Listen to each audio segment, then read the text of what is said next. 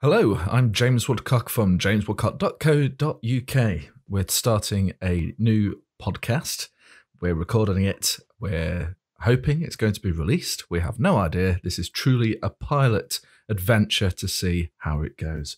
I'm not alone though. I'm joined by Tony Warriner, who's formerly of Revolution Software and is now dabbling in all sorts of exciting freelance, which he might tell us about later. But welcome to the show, Tony.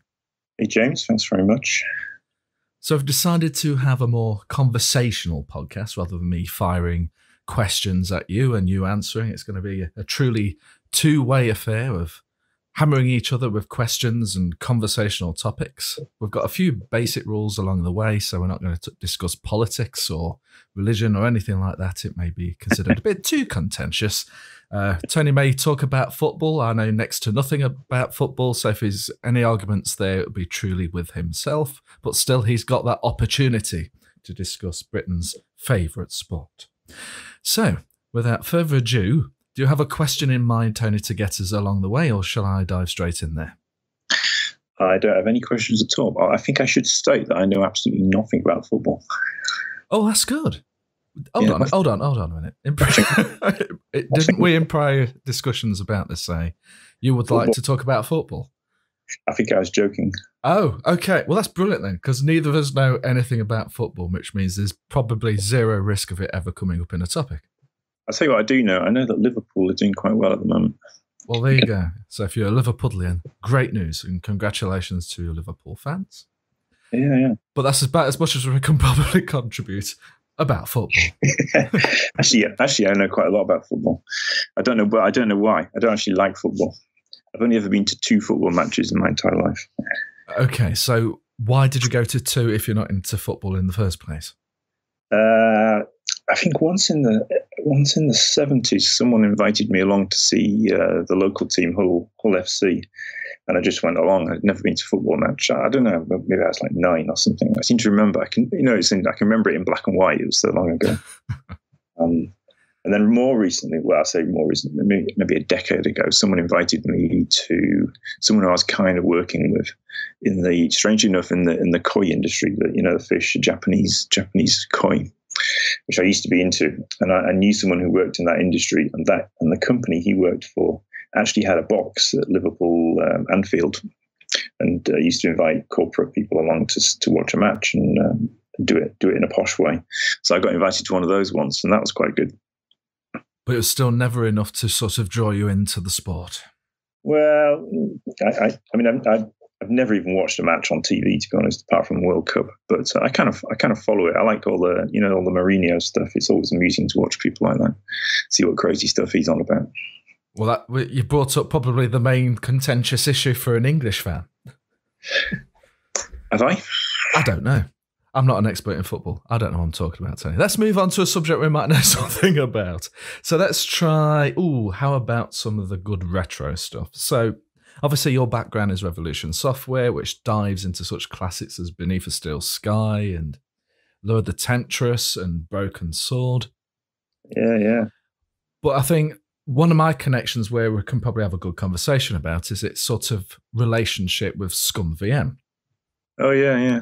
So I got in touch with ScummVM many years ago because I, like many, were a big fan of point-and-click adventure games. And even today, I will still sit down, and whether it's on something like an iPad playing Broken Sword or on my PC playing something like Simon the Sorcerer, I am still dabbling in the wonderful adventure world of point-and-click adventures. Right. Do you play new stuff, though? I've played some of the remastered stuff. So right. Sort of your Day of the Tentacle, for example, and Full Throttle, which, by the way, both great games and remastered have certainly brought them to a newer audience, hopefully. So hopefully they're being received well. But one of the things I did notice, particularly about the older classics where it used MIDI music, it really was dependent on the MIDI music hardware you had to play it back. Right. So back in the day, you were probably looking at something like an Adlib sound card or something like a Sound Blaster. Sound Blaster. Yeah, good old Sound Blaster for Creative. Not something you hear that much these days. Creative is still around, though, aren't they? They are, and they're still making sound cards. So I think there's probably less of a reason to have a dedicated sound card these days, as the onboard motherboard ones are more respectable. Right. I know nothing about PCs these days because I've been Mac for like 10 years now. But yeah, do people still go out and buy a sound card? Presumably not.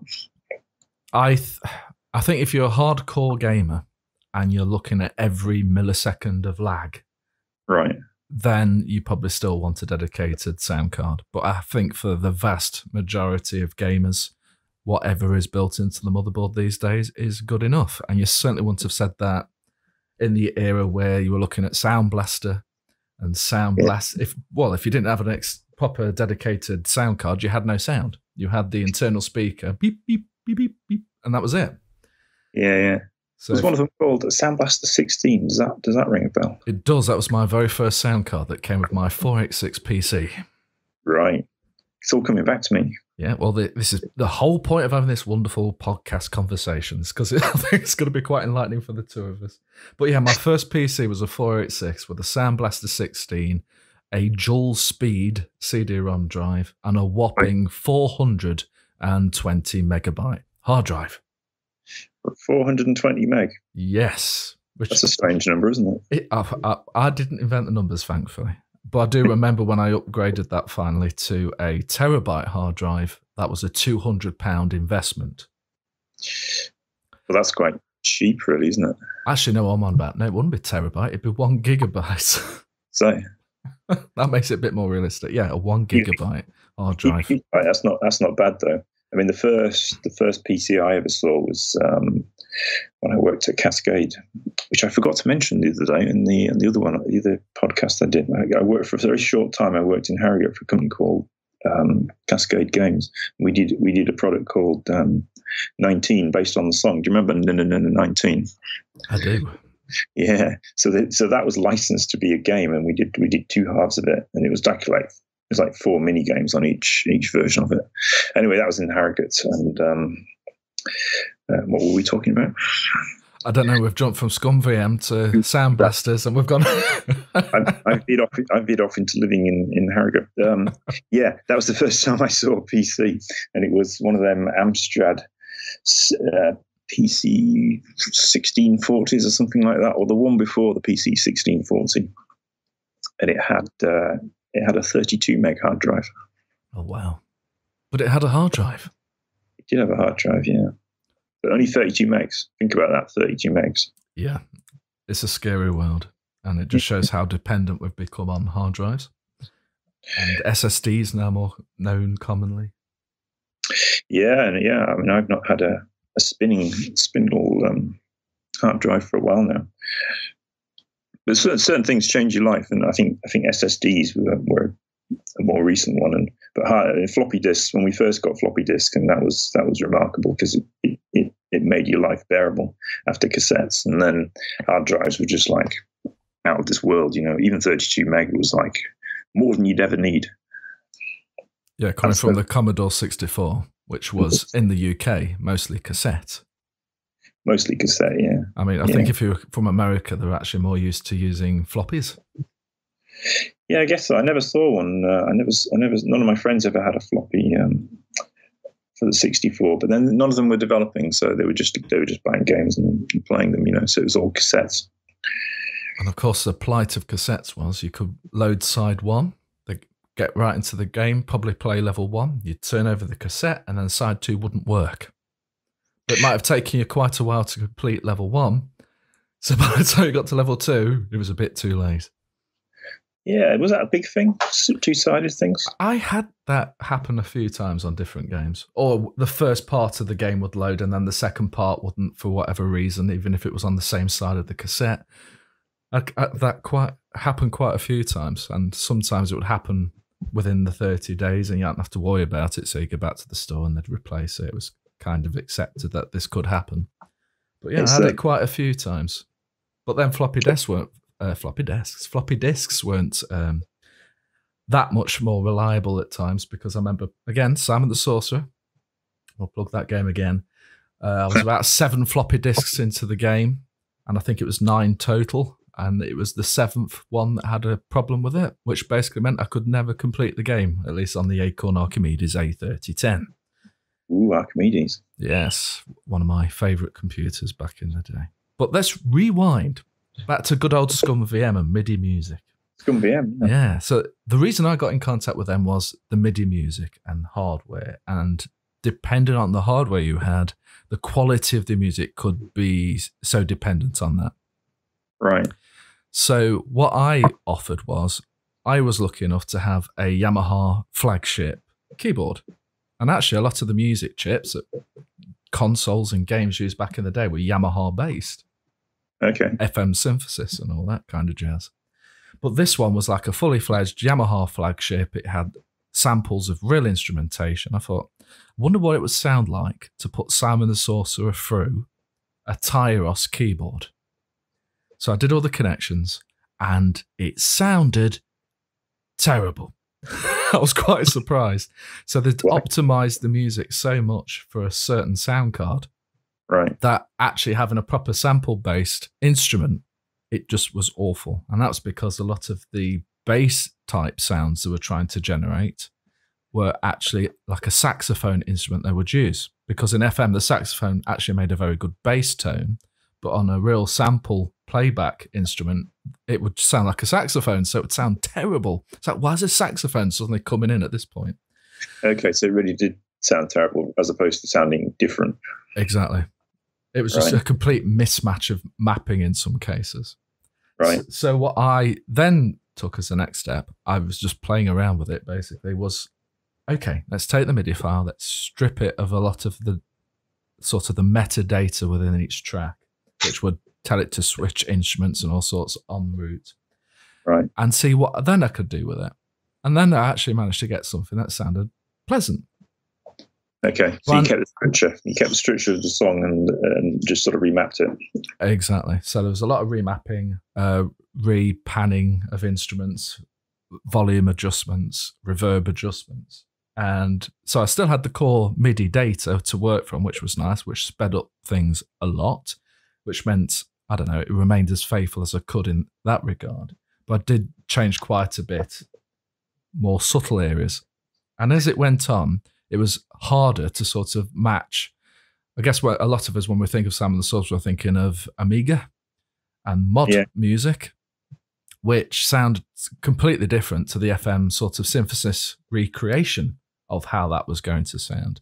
So I figured out very quickly, actually, remaining faithful to an Amiga perspective wasn't realistic. It was just so unique in the way it would be trying to portray instrumentation. So I sort of used instead the original MIDIs and thought, okay, maybe I need to put it more in an orchestral sort of bent instead. So I tried the introduction theme of Simon the Sorcerer with a more orchestral style, and it actually worked surprisingly well, at least to my ears. So after playing around with it a bit longer and actually creating the whole soundtrack as actual audio recordings, I thought, okay, I've got audio recordings, but wouldn't it be fantastic if you could actually use these in the game? I thought, okay, what do I need to make this possible? So, of course, one thing I wanted to do was to get the permission to actually release the music, otherwise it would all be for nothing. So I had some conversations with Simon Rudruff, who's involved heavily with the original game, and of Adventure Soft. Yeah. And the conversation went on for quite a few months, and I did actually get permission to re-release the soundtrack. Just on its own, just on its own. But the intention always was to use it within the game somehow. Right. Now, I was always playing Simon the Sorcerer through ScummVM, which is a great bit of software that allows you to play a lot of classic point-and-click adventures on many, many, many different platforms, no matter what platform the game was originally intended for. And you talked to us, didn't you? I did as well, yes. So for Beneath a Steel Sky, which became a later project, I contacted you to see if I could get permission. And which is how I know you. Yeah, so this is how we basically got in conversation as well. And Beneath a Steel Sky, thanks to Revolution Software, became a freeware title. Yeah. So, which means anyone now can download the game legally and play it. And the next step, of course, was what I did for Simon the Sorcerer, I wanted to do for Beneath a Steel Sky.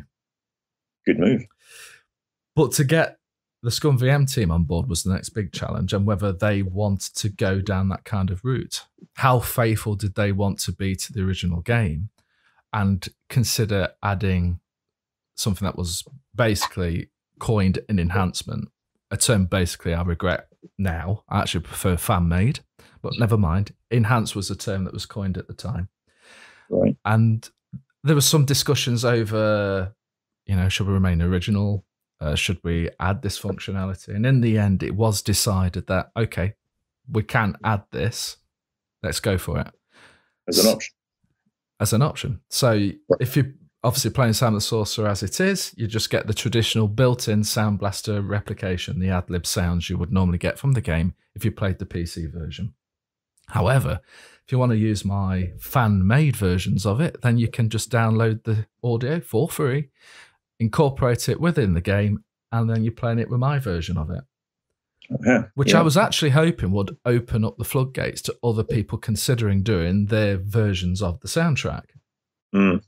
So I am an amateur at best, and I think it's pleasing. I think it's a good comparison to the original hardware. And if you are struggling to have a replicant of good hardware, then this is an option for you.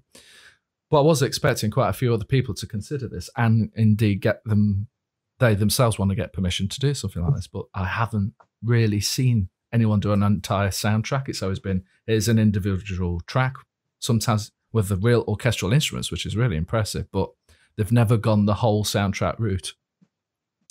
Slightly disappointed for me. I was hoping it would spur something on, but still, I've had a lot of positive feedback on my own. Beneath the Steel Sky became a later project. I did the original Discworld. What else did I do? Touche. So I've done quite a few. The Seventh Guest, all while getting permission from the people that mattered who had the rights, which was the important bit. I've actually also done the Gene Machine, which is probably a lesser known point-and-click adventure. Not even I know that. Yeah, Google it, my friend, Google it. But it's basically, imagine a Sherlock Holmes type mystery where you have two characters which are almost like a Sherlock Holmes and Watson, but they're far more caricatures. And is actually the lead character is actually very stuck up. He's a very unlikable person, really, but still, it's a fun game, and the animations in it in 2D, of course, were still very good for the time and still hold up pretty well today. But trying to contact the original people behind that and find who has the rights has been pretty difficult. So I've not been able to release that one, unfortunately. Can't you just do it? What would happen? What's the worst that can happen? I guess the worst that could happen is, let's say, take it down. Because I don't think there's a lot of interest in the game in the sense of, I've not seen any re-releases of it. I've not seen any sort of legal re-releases or anything appear. So I don't think even the rights holders know necessarily who hold the rights at this point. Well, if you can't find them, then they probably aren't bothered about being found. So they're probably not going to come back and find you, are they? Potentially. Yeah, exactly. So ideally, I'd like to play things by the book and get proper sort of, yes, you can release it, but I've heard nothing to be able to, for me to do that positively. So we'll see. Maybe someone will react on the end of this podcast and know someone who to contact, or we'll say, no, you can't, whatever. We'll see. The time is, of course. Just do it, James. Just do it. Okay, there we go. Tony Warriner has given me full authorization to release a soundtrack. Rules are meant to be broken. I generally take on these things. So that kind of took me down the ScummVM route myself. But of course, yourself and Revolution Software also got involved with them as well, and probably took a step which, I don't know, maybe the ScummVM guys maybe took as a real pleasant surprise, because I know they'd had battles with other publishers where actually when they showed an interest, the reaction was, no, cease and desist, you can't do that. Whereas Revolution Software was, oh, here's the source code. I think cease and desist was what they were used to. As I was saying the other day, it was some of these bigger companies in the US. If they had in-house lawyers, then the default position was one of aggression and making people stop doing things. It was their reason for existence. But we took a very different.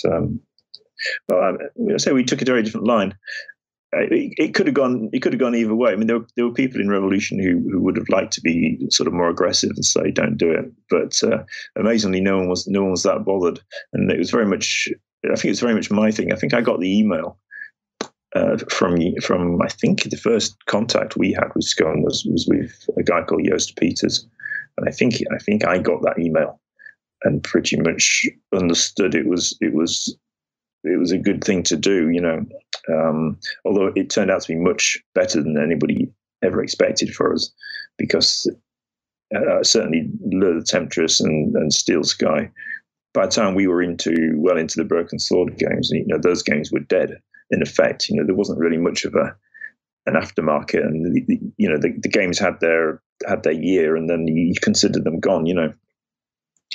So when we had this way of keeping them alive, it seemed like there wasn't a downside, because you weren't going to lose any money, and if it could keep the game going, keep it known, in the future, that might be useful. I mean, we never thought it would be, but it turned out that it was extremely valuable, because these games, they just kept alive. Exactly. I mean, for a long time, Steel Sky was, and probably still is, it was distributed with various Linux distributions, which was hugely useful, because the game's just there, people play it, and it keeps it alive. And it was all about video game. It still is, but even back then, it was all about what IP you own, and if you can keep an IP alive and then come back to it years later, as Revolution are now, that's directly as a result of making a decision, back in the mid '90s to hand the source code over to ScummVM. And it worked out very well for ScummVM too. And it's nice to see someone who is not a publisher, who are just a set of guys who have increased over time and changed over time, trying to build something they truly love that they want to share with the community, get support from people who could be and have been in the past from other publishers aggressive, but there's been ones like Revolution Software where they've gone, actually, we can see benefit to this. And I think there must be, for you as a developer, that risk of, I created this beautiful game back in the day, but nobody could play it now because the hardware doesn't support it. So to know that people can still play it must be quite heartwarming as well. I'm always pleased to think that stuff I wrote, code I wrote back in the '90s is still spinning around. Those main loops are still going round and round and round all over the place. It's a good feeling, yeah. And the other thing about Steel Sky was, of course, to their surprise, we wrote it in, that game was still written in assembler. So they actually had to port it into C++. So it was a huge undertaking. I mean, I'm still amazed they actually did it. I mean, I'd have looked at it and gone, oh no, this is way too hard, because it was not particularly legible assembly code either. It was kind of I don't know if it was a mess. It was like overcomplicated what we did for Steel Sky. So to be handed that big chunk of source code and have to turn it into structured C++ as they did was quite an undertaking. I mean, the amount of work involved with ScummVM, it's astonishing. So why was assembly used at the time, and what were the advantages? Well, we came from 8-bit, where everything was assembly. You only, in a Spectrum game or something, or Commodore 64 is all written in assembly code. It's the only way to get the speed. So when we crossed into Revolution, and we were writing on the 16-bit machines, the Atari ST and the Amiga. I think people started on those machines. They bridged across and found they could write 68,000 assembly reasonably easily, and we just carried on that way. We had a suspicion that writing in C would not be quick enough, which was probably incorrect. It was incorrect, but we took that view because we were assembly programmers. The 68,000 chip was really nice. It was much nicer than the 8-bit ones, because it was just so much more powerful. But it was still a kind of quite attractive code that you wanted to write, So we bridged across to 16-bit machines using assembly, and then that kind of petered out. We started to see sense, kind of into the 90s. By the time we got to Broken Sword, it was like there was just no doubt we would write it in C. But all the ones before that, we sort of hung on to this idea of the purity of assembly code. But it was starting to get difficult because you were writing much bigger games, and it's pretty hard work is assembly code. can imagine. I've seen some examples online, and I wouldn't even know where to start. Yeah, when you're really focusing on it and looking at it, you can kind of read it and see what it does, but it's not easy stuff at all. And if you're doing a little bit of it, it's fine. But if you're doing a big project, then it can start to get out of hand. Then if you've got multiple programmers as well, I mean, it's how do different people join their assembly together, and how do you collaborate? It's you don't have the sort of formal things that you've got in a proper language. So yeah, it was kind of silly. I mean, we should have written the templates in C code, to be honest, but we were not minded to do so at that point. But anyway, so that meant ScummVM would say to us, oh, can we have the source code? And we send them a big pile of assembly code, and it's like silence. It's like let's take it in. But they did it, and it's been on there for a number of years now. They've done the same with Broken Sword 2, and it's just fascinating to watch. And you can actually play these games, and probably the reason I still play point-and-click adventures today is because of ScummVM, so my hat's off to them, and of course Revolution Software for making that source code available. Yeah, well, I sort of take the credit for that as well, because it was me that championed it within Revolution, if I remember correctly. And I'm still surprised actually that one went through. It could have gone the other way, but luckily it was cleared and no one could see a problem with it. And I just worked with Yoast a little bit, and I didn't think they'd do it actually, but a long time later, out popped. Was it Lure they did first, or Steel Sky? I can't remember. I don't know the order. I don't know. I think it might have been Steel Sky that came first. Yeah, but the funny thing is, they of course they took our assembly code and converted it, rewrote it into C code, C++ code. Then years later, it came back to us in that form, and we used their code as the basis, I think, of our iOS iPhone version of Steel Sky. Wow. So it went. They did us a great favor. They kind of laundered our source code into something more civilized, and then it came back to us much later on. I think we licensed it back somehow. That's amazing. I think that's the case. I'll check on that. But yeah, I think because we didn't deal with assembly code on iOS. So yeah, we must have used. We sort of took a snapshot of just the Steel Sky part of ScummVM, separated it all out and used that as the basis. Because of course we couldn't remake. The problem was in Revolution, we never thought these games were going to come back to life. So we effectively lost. In some cases, we lost the source code, but we certainly lost the ability to rebuild the graphics. So all we had was like the static. You know what I mean? Like we had the binaries. Yeah.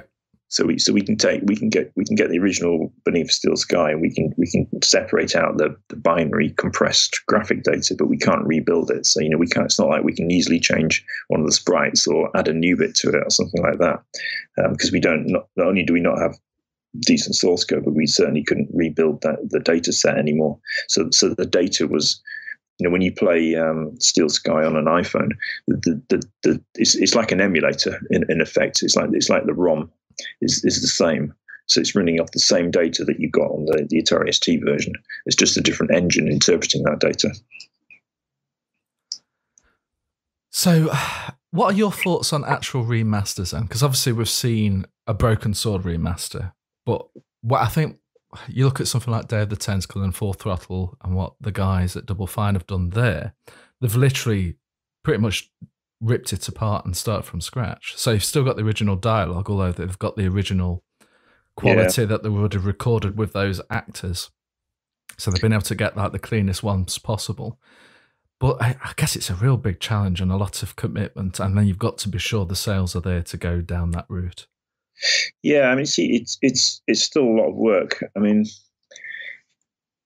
I guess one of the dangers of writing any game is that you don't know if it's going to be good, and you don't know if the design is strong, and you don't know if the characters are right, and you don't know if you can finish it. And designing it and sewing up the loose ends is like a huge part of the work. So even rewriting something, if it's going to be roughly the same, it's a lot easier than just writing a new game. But yeah, what should they do? I've not seen the Tentacle, because I always thought Tentacle was a very good game indeed. I remember playing it back in the day. It really was. It was kind of overlooked as well. It wasn't, people talk about Full Throttle, but I always thought Tentacle was a work of genius. And a far bigger game than Full Throttle, which is actually relatively short. It was huge, wasn't it? Yeah. I ought to have a look at that one, see what they've done with it. But I mean, yeah, if they think they can get people to play it again, then starting again is what I would do, because upscaling. Remember the Monkey Island, the iOS at Monkey Island game? Yes, I do. It kind of had two modes, didn't it? One was the original graphics, and then it had this kind of sort of strange 3D kind of alternate new mode, which really wasn't very good. I didn't think it was very good at all. I couldn't understand why they'd done it. So I think you either do what we did, which was put a new UI on top of the original artwork, or you have to do something really good from scratch and avoid terrible mistakes like making it 3D. Oh, contentious. Think so? Oh, no, I don't actually. I mean, again, Sam the Sorcerer 1 and 2, I absolutely adored those games. But as soon as the third one went to 3D, and it was when 3D was still pretty new, but I think there was a big push from publishers that if you're going to make a game, it's going to have to be 3D. This is where it's all at. This is where the money is made. And there was genres that probably shouldn't have been totally 3D that became 3D. Yeah. So if we look at something like Broken Sword 5, they found a nice middle ground where you had nice 2D type perspective and backgrounds, but the characters were in a sort of more 3D look and feel. So it was almost like a hybrid, which for me worked really well. Did it? Yeah, but for Sam and the Sorcerer 3D, which went totally 3D, certainly the capabilities of the systems of that era to have a compatibility over a greater range of devices, of speeds and graphics cards, it just wasn't there. And when I looked at the 2D artwork, which was so gorgeous and beautifully created, and then you go to this 3D, very harsh, sharp, polygonal mess with very low res textures. It was like, well, how have we gone from one to the other? It may have been a great game from start to finish as far as story and dialogue, but for actual aesthetics, it just was so weak compared to the previous two. It was not an advancement; it was a step backward. Absolutely, yeah. I mean, some of these 3D games were works of art, weren't they? And there were no works of art with the 3D games that followed. Not at all.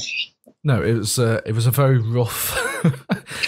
You were sucked into the novelty, and it's very much like 3D televisions. They were here. A lot of people brought them and got some fun out of it, but it pretty much died on its face as soon as 4K came along.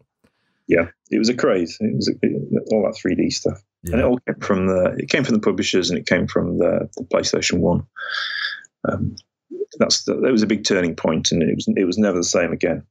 I think now, you can as a small, because the thing about 3D is it takes huge resources, and you end up piling nearly all your budget goes into making the 3D, which is not where it should be. It should be in making the game.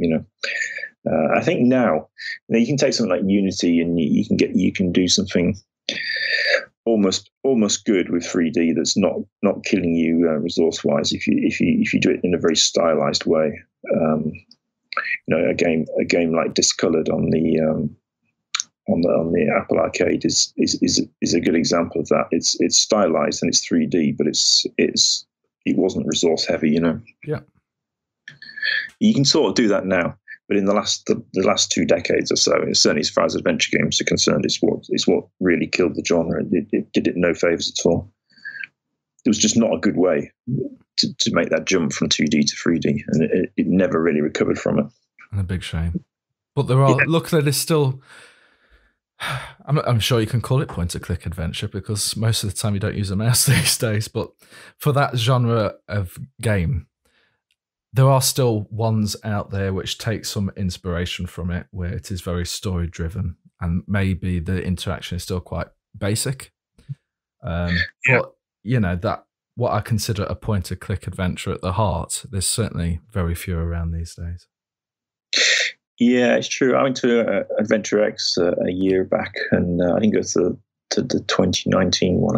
I think I was there at the 2018 one, and I mean, I guess it's designed for, the whole thing is set up for developers rather than the public, but it wasn't. I mean, it was buzzing, and there was a good atmosphere, and the talks were very good. But it wasn't at any kind of scale, and there certainly weren't members of the public wandering around playing all these new adventure games. So it had a very niche feel to it. And that's not to be rude about the whole thing, because it's a very successful and little show, and people really love it. And there was certainly a lot of passion there, but it was all at a scale that suggested that adventure games hadn't yet broken out into the mainstream again. Exactly. So for example, recently I've been working on the Sega Mega Drive and just opening one up, exploring it, having a look at some of the chips inside. Right. Just a sort of a nostalgic flashback. And when I would have had a Mega Drive back in the day, I wouldn't have dreamed or dared open one up to see what was inside. But you know, no. I'd be very young at that time. Right. And then if it didn't work, I probably won't get another one for many years, so it wasn't worth the risk. Now you can pick them up quite cheaply on eBay, so I thought, well, what the heck, let's have a look inside. And I did a little article on it. But I think it also highlighted, again, how graphics evolved. So going from 8-bit to 16-bit, I think the thing that really stood out to me was the artwork. So when I was playing a game like Quackshot, which starred Donald Duck, it actually felt like I was playing Donald Duck. It looked like Donald Duck. Yeah. And then you would take that second jump again, and you're going into 3D graphics realm. Well, suddenly Donald Duck had to be 3D, and that was a harder sell. I always saw Donald Duck at that time in 2D. Yeah. It's only in more recent years you've actually seen any 3D representation of any of these characters done really well. Certainly coming from the Disney side. But, everyone saw these as 2D images and animation. So to keep making these unrealistic jumps in forms that they shouldn't have really been in originally, it did not make sense to me. So 16-bit, it was perfect. If you had a 2D animation, Donald Duck or, whatever other character, Aladdin, it worked perfectly on those platforms because you could get something very close to what the original style aesthetic was. But as soon as you keep making these big platform jumps and then everything's got to be 3D, it wasn't in 3D to start with. It doesn't need to be 3D to be a great game. I think you put your finger on it, actually. I mean, the real pinnacle of graphics for me was 16-bit machines, but 2D. You had artists who'd really learnt their skills on the 8-bit machines, where you had to be very clever to get something good out of it. And then suddenly, they were given 16-bit graphics with a really good palette, and it was still pixels, and they could just run with it, and you got some really good 2D graphics on the ST and Amiga type generations, and the consoles as well. Yeah. But then, when it transitioned into 3D, not only was everyone's skills made redundant, but the machines were rubbish as well. So you couldn't do anything good with it, really. I mean, you had 3D and you were expected to use it, but it just wasn't good. Exactly. Well, we've been talking for over 35 minutes now, Tony, so I think we should probably call it a day and keep these relatively short. If you all enjoyed this episode, please let us know in the comments. We'd love to hear any questions you may have you'd like us to talk about in future conversation. And that's it for our pilot episode of Bits and Bobs in the Raw with me.